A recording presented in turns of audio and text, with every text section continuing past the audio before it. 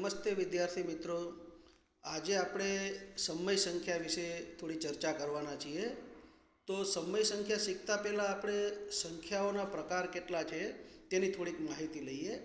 તો શરૂઆતમાં પ્રાકૃતિક સંખ્યાઓનું જ ચલણ હતું, મતલબ પ્રાકૃતિક સંખ્યાઓનું જ શોધ થઈ હતી, જેની શરૂઆત એકથી થતી હતી.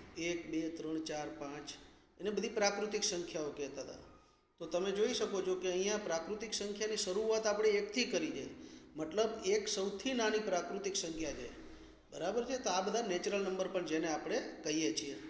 ત્યાર પછી આપણે જાણીએ છીએ કે શૂન્યની શોધ ભારત દેશે કરી છે અને પૂર્ણ સંખ્યાઓ અસ્તિત્વમાં આવી. તો 0, 1, 2, 3 એ બધી પૂર્ણ સંખ્યાઓ કહેવાય. તો અહીંયા આપણે પૂર્ણ સંખ્યાઓ છે એ 0થી શરૂઆત થાય છે, બરાબર છે. અને તમે જોઈ શકો છો કે અહીંયા 3 ટપકા કરેલા છે આ રીતના, અને અલ્પવિરામ પાછળ. એનો પણ ગણિતમાં મતલબ થાય છે. એનો મતલબ એવો થાય કે આ સંખ્યાઓ અનંત સુધી વિસ્તરેલી છે, બરાબર છે. તો સૌથી નાની પૂર્ણ સંખ્યા કઈ છે એ પણ આપણને જોઈ શકીએ છીએ 0, બરાબર. અને તે કેવી છે? અસંખ્ય છે. ત્યાર પછી ઋણ પૂર્ણાંકોનું અસ્તિત્વમાં આવ્યું.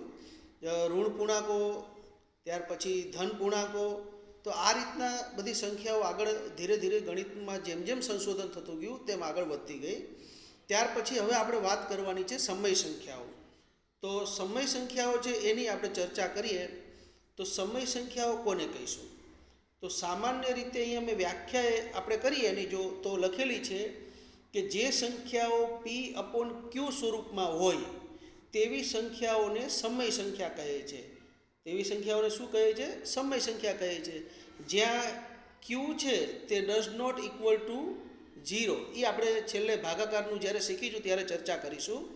તો અહીંયા સમય સંખ્યા આપણે જુઓ, અહીંયા ઉદાહરણ તરીકે મેં લખેલી છે કે 3/5 ઓછા 6/7. અને આપણી સાદી ભાષામાં કહીએ તો આવી રીતના જે અપૂર્ણાંક સ્વરૂપે લખેલી છે સામાન્ય રીતે, તેને આપણે પણ સમય સંખ્યાઓ કહી શકીએ છીએ. આ વિદ્યાર્થીઓની સમજ માટે છે. તો ઉપર નીચે લખેલી સંખ્યા હોય, જેમાં ઉપર આપણે અંશ કહીએ છીએ, નીચે જેને છેદ કહીએ છીએ, આવી રીતના સામાન્ય રીતે જે સંખ્યાઓ લખેલી હોય ઓછા અથવા વત્તા, તેવી તમામ સંખ્યાઓને સમય સંખ્યાઓ કહી શકીએ છીએ. હવે અહીંયા કોઈ પણ સંખ્યા હોય, પૂર્ણાંક સંખ્યા હોય, ઋણ પૂર્ણાંક સંખ્યા હોય, ધન પૂર્ણાંક સંખ્યા હોય કે કોઈ પણ સંખ્યા હોય, તો તેની અંદર જે ગણિતની મુખ્ય 4 ક્રિયાઓ છે, સરવાળો, બાદબાકી, ગુણાકાર, ભાગાકાર, તેના નિયમોનું પાલન થાય છે કે નહીં, તેના માટે તે સમૃદ્ધ છે કે નહીં, તે પણ ચર્ચા કરવી ખૂબ જરૂરી છે. તો અહીંયા જુઓ, અહીંયા મેં લખેલું છે સૌથી પહેલું સરવાળાની આપણે વાત કરીશું. તો સમય સંખ્યા છે તે સરવાળા માટે સમૃદ્ધ છે. સમૃદ્ધ મતલબ શું? તો કે બે સમય સંખ્યાનો તમે સરવાળો કરો અને જો તે જવાબ સમય સંખ્યા જ આવે તો સમજવાનું તે સમય સંખ્યા સમૃદ્ધ છે સરવાળા માટે. તો અહીંયા જુઓ, મેં 2 સંખ્યા લખેલી છે. એક છે 3/8 વત્તા ઓછા 5/7. હવે આપણે એ બેનો સરવાળો કરીએ. તો અહીંયા કેવી રીતના અપૂર્ણાંકનો સરવાળો કરીશું? તો જુઓ, 7નો ગુણાકાર સૌ પ્રથમ આપણે 3 સાથે કરવાનો છે, અને આ 8નો ગુણાકાર 5 સાથે કરવાનો છે, અને નીચે એ બેનો ગુણાકાર કરવાનો છે, બરાબર છે. તો એ મેં કર્યું એટલે અહીંયા 21 આવશે. 7 તેરી આપણે 21 કરીશું, અને અહીંયા 8 × 5 = 40. ઓછાની નિશાની રકમ પાસે છે એટલે ઓછાની નિશાની કરીશું, અને વચ્ચે અહીંયા વત્તા મૂકી છે, એ સરવાળોનું સૂચન કરે છે. હવે ગણિતના નિયમ પ્રમાણે વત્તા ઓછા શું થઈ જશે? ઓછા થઈ જશે. મતલબ કરવાનો સરવાળો છે પરંતુ અલગ અલગ નિશાની છે, માટે બાદબાકી થશે. એટલે અહીંયા તમે જોઈ શકો 40માંથી 21 જાય તો ઓછા 19/56 આવે છે. આ પણ સમય સંખ્યા છે. તો સામાન્ય રીતે સમજીએ તો સમય સંખ્યાનો સરવાળો કરતાં સમય સંખ્યા જ મળે છે, માટે તે સરવાળા માટે સમૃદ્ધ છે એવું કહેવાય. ત્યાર પછી આપણે અહીંયા જોઈ લઈએ બાદબાકી. તો બાદબાકીમાં પણ એવું જ થાય છે કે બે સમય સંખ્યાની તમે બાદબાકી કરો તો તમને સમય સંખ્યા જ મળે છે, માટે તે બાદબાકી માટે પણ સમૃદ્ધ સંખ્યા છે, સમય સંખ્યા. ત્યાર પછી ગુણાકારની વાત કરીએ. તો ગુણાકારની અંદર 2 સમય સંખ્યાનો ગુણાકાર કરો તો એમાં પણ સમય સંખ્યા જવાબ આવે છે, માટે તે ગુણાકાર માટે પણ સમૃદ્ધ છે.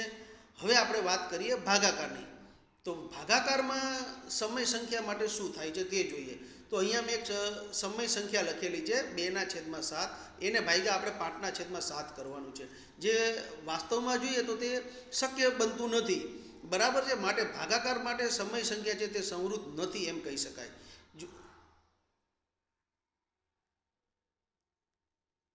જુઓ અહીંયા એક હું વાત કરું, આપણે માની લો કે આપણે ભાગાકાર કરવો છે આવી રીતના, અહીંયા 0 છે, મતલબ કે 11/0 આપણે લઈએ, અહીંયા હું 11 લખું છું, તો શું વિદ્યાર્થી મિત્રો તમે 0નો પાડો કે ઘડીઓ બોલી શકશો?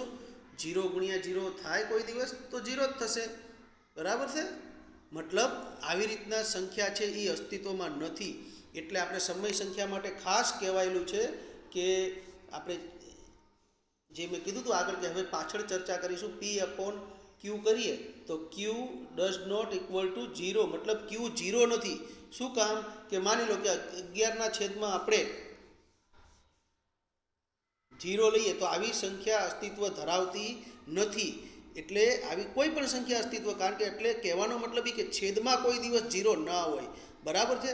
તે માટે ચોપડીની અંદર જ્યાં સમય સંખ્યાની વ્યાખ્યા આપેલી છે, અહીંયા કાઉન્સની અંદર એક આવી સૂચના લખેલી છે કે P/Q does not equal to 0, અને P ની જગ્યાએ કોઈ પણ સંખ્યા હોઈ શકે છે, નેચરલ નંબર હોઈ શકે છે, માઇનસ હોઈ શકે છે, ઋણ હોઈ શકે છે, તો n અને z ગણની કોઈ પણ સંખ્યા હોઈ શકે છે, બરાબર છે? તો આ આપણે સમય સંખ્યા જરાક અઘરું ચેપ્ટર છે, પરંતુ તેમની જલ્દી માહિતી મળે તેવો એક વિડીયો બનાવવા પ્રયત્ન કર્યો છે. હવે સમય સંખ્યાના ચેપ્ટરની અંદર એક વિરોધી અને વ્યસ્ત સંખ્યાનો કોન્સેપ્ટ પણ આવે છે, તે ફટાફટ સમજી લઈએ કે ભાઈ વિરોધી સંખ્યા કોને કહીશું. તો જો સામાન્ય રીતે બે સંખ્યાનો આપણે સરવાળો કરો અને 0 આવે તો સમજવાનું તે એકબીજાની વિરોધી છે. અહીંયા મેં પહેલી સમય સંખ્યા લીધું છે 2/3 વત્તા ઓછા 2/3. તો આવો અપૂર્ણાંકનો સરવાળો બાદબાકી કરતા વિદ્યાર્થી મિત્રોને આવડવું જોઈએ. તો અહીંયા 0 આવે છે, માટે આ એકબીજાની વિરોધી સંખ્યા છે, બરાબર? એટલે એક વત્તા છે ને એક ઓછા છે. તો સામાન્ય ભાષામાં કહીએ તો 4/5ની તમને જ્યારે કોઈ વિરોધી સંખ્યા પૂછે તો એની આગળ ઋણની નિશાની મૂકી દેવાની, બરાબર છે? એટલે 4/5ની વિરોધી સંખ્યા કઈ થશે? ઓછા 4/5. આવું ખાલી જગ્યામાં 6 થી 8માં અથવા 8માં સમય સંખ્યાઓના ચેપ્ટરમાં પૂછાઈ શકે છે. પછી 1/7 છે, તેની આપણે વિરોધી સંખ્યા લઈએ તો અહીંયા વત્તા છે એટલે શું લખી દઉં? ઓછા, બરાબર છે? તો આ રીતના અહીંયા વિરોધી અને વ્યસ્તનો તમને ખ્યાલ આવે છે.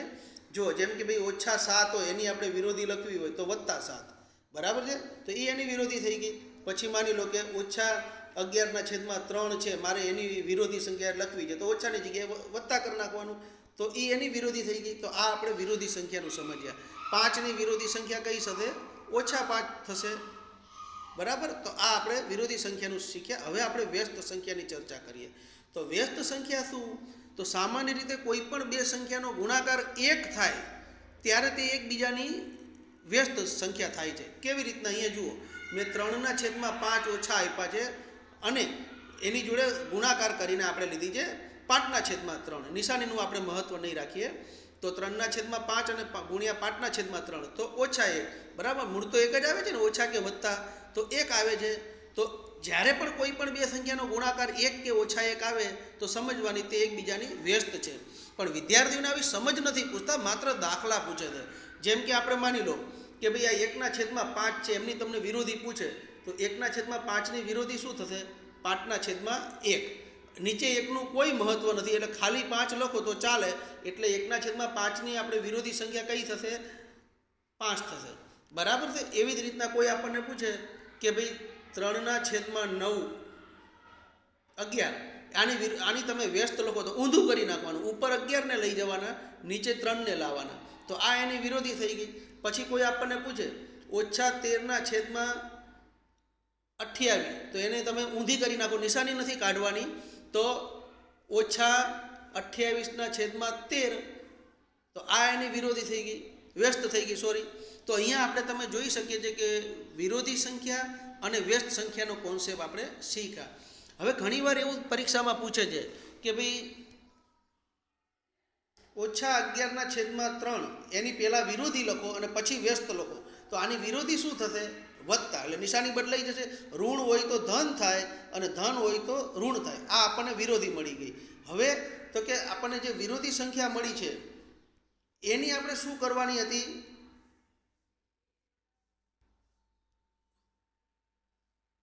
11/3 માની લો છે ઓછા, એની વિરોધી શું લખશો? 11/3. હવે આપણે આની વ્યસ્ત લખવાની છે તો ઊંધી લખી નાખવાની. તો ઊંધી કેવી રીતના લખીશું? 3/5 11, તો આ એની વિરોધી મળી ગઈ. બરાબર. આમ આપણે વિરોધીની વ્યસ્ત અને વ્યસ્તની વિરોધી સંખ્યા વિશે પણ ચર્ચા કરી.